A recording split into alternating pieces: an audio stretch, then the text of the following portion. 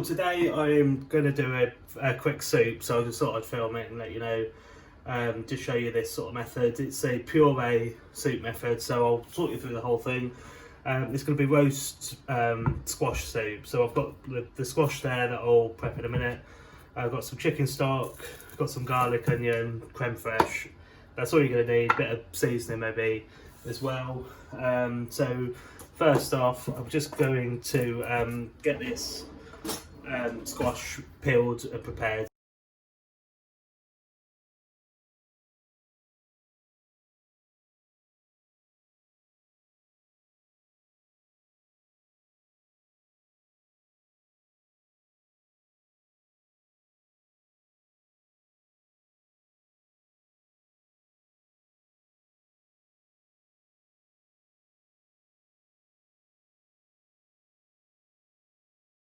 So there we go, so that's, so you can see I've just peeled it, diced it quite chunky. I'm just going to give it a drizzle of oil.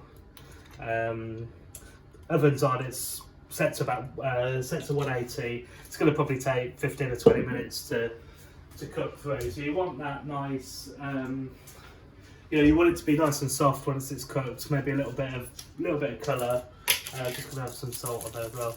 And this is going to really help, so you can just add this squash to the pan with everything else, but roasted it is going to just change the flavour completely. It's going to make it really delicious, so it's definitely worth doing, and it's not that hard. You're going to cut it anyway, so just bung it in the oven for 20 minutes and then we'll come back and make the rest of the soup. Okay, here we go. So it was in for 30 minutes, the squash, and I just gave it a stir halfway through, so it's nice and soft now. This is ideal. So like I said before, you can just cook it into the soup and puree it and that'd be fine, but this just adds another sort of dimension of flavour really. It's well worth doing. So just bung it in the oven half an hour and that's quite nice. So what I'm going to do now, I'm just going to get my veg together. So just like I say, so it's a puree, so it doesn't really matter how things are cut. It just needs to be cut evenly, so it's going to cook evenly. So I'm just going to slice this onion and a couple of cloves of garlic. I'm just going to depends how big they are. So that's say two that sort of size. So I'm just going to smash them, take the skin off, and that will do them. Now I'm just going to heat up some oil. I need to get a kettle boiled and make that chicken stock as well. So let's move over to the hob. Okay, here we go. So I've got the pan just heating up there. Just going to put a little bit of oil in the pan. Now I'm going to add my garlic and onion. So it's just some sliced onion and a couple of cloves of garlic, just smash. You can slice it up if you want. Like I said before, it doesn't really matter that much because I'm going to puree it all anyway, so just want to get that flavour going. So I'm just going to stir it around in the pan. You can hear there, it's not like the hottest pan. I've got it just heated up ready. I don't want any sort of colour on these onions. It's still still heated up the pan, so I'm just going to let them sort of cook a bit slowly. Just make sure that they're all sort of softened, and then we'll move on to the next stage. Okay, now you can see the onions are sweating down nicely now. You see they're sort of softened up. I'm going to add in now the butternut squash.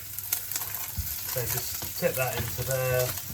And again, just let that sort of come back up to temperature, but also just going to get it nicely flavoured with the onion and the oil and the garlic. So I'm just going to give that probably a couple of minutes just to sort of sweat off. Okay, so that's been sweating away now for about 2 or 3 minutes. You can see it's just all sort of coming together nicely. The squash is breaking down a bit. The smell is really, really good. At this stage, you can put some like fresh herbs, some sliced chilli in there as well. Now would be absolutely perfect. But I'm not going to do that. For this one, I just want to keep it quite mild. And so I've got the chicken stock. So I'll stick that in now. And just what I want to do is just bring it to a simmer really. I think that'll be enough actually. So with the stock, it's not sort of an exact measure. You want to, I think this will be, if it was just as it is now, that'd be really thick. But I just want to sort of simmer it away for a little while just in this stock. It's going to probably take, I don't know, 10 minutes, just sort of ticking over now. I'll add some more water and then we'll puree it, season it up and add the creme fraiche and see where we are. Okay, so about 10 minutes later, I've added a bit more water as it's gone on, but you can see there, so there's the squash is sort of, it's still holding its shape, but it's nice and soft. You can see I'm just cut through that with the spatula. You don't, with soups, like it's, I think a lot of people would want to just boil them, but you don't want to cook it too much. So as soon as you can get it blended, ideally just get it blended, and then you can always cook it a bit further if you need to and season it up, which is what I'm going to do now. So I'm just going to move it over to the blender, and then we're going to finish it off.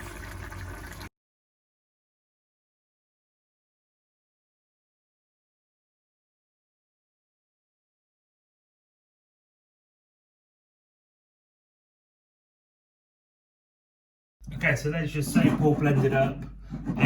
So like you can see, so it's a nice thick sort of soup, like it's good consistency. We've just got a little bit of work to do to it, I would imagine. Now I haven't tasted this yet. I'm going to add the creme fraiche now, just because I want that sort of creamy finish. I want that flavour as well from it. So I'm going to go sort of there's a lot of soup here. I'm going to go sort of a tablespoon and a half. You can use cream if you want to. I've got creme fraiche on the go there. I've got some cream in the fridge that I'm probably going to garnish the soup with when it's finished. So there you go. So like you can stir it through. You can see already like just how it's sort of changed the soup. It's made it a little bit more, probably a little bit more smooth and a little bit lighter in colour. So that's ideal. I'm going to give this a taste now. It's a bit thick. I'm going to let it down a bit. That's really good, really good. So I'm going to let it down a little bit. When the soup's like this, it's like any sauce as well. You always need less liquid than you think you're going to need.